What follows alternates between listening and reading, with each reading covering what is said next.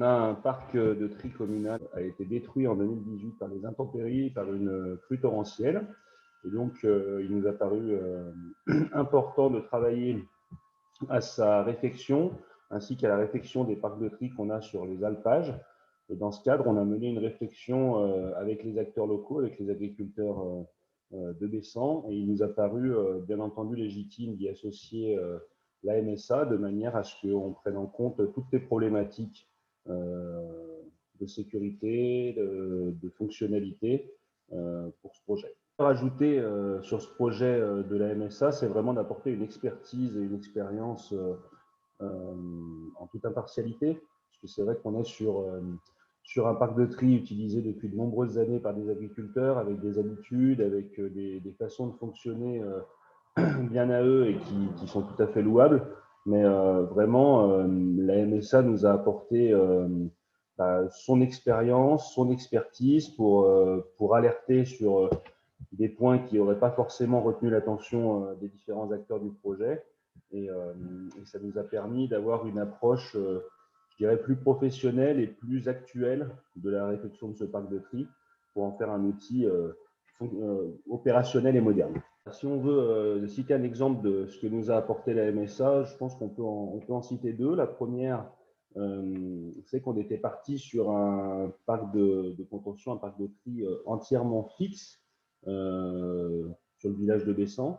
Et la réflexion nous a amené à nous tourner vers un parc mobile qui puisse avoir justement une partie qui est déplaçable et qui du coup peut être utilisée par les éleveurs lorsqu'ils en ont besoin pour faire du tri de bêtes également dans les alpages.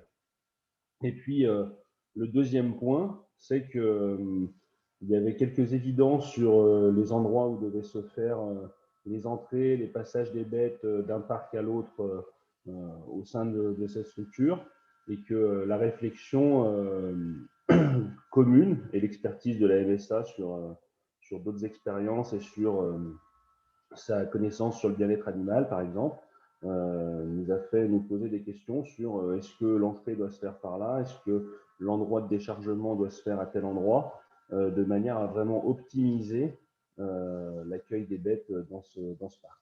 Aujourd'hui, on a fait beaucoup de travail sur ce parc de tri.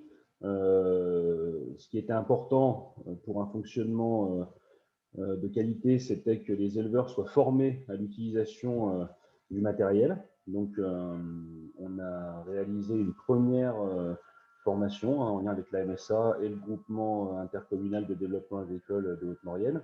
Et sachant que tous les éleveurs n'ont pas pu y participer, on envisage une nouvelle formation qui sera aussi ouverte d'ailleurs aux éleveurs qui sont déjà venus, parce qu'en général, dans ces demi-journées d'échange, il y a toujours des partages d'expériences très intéressants.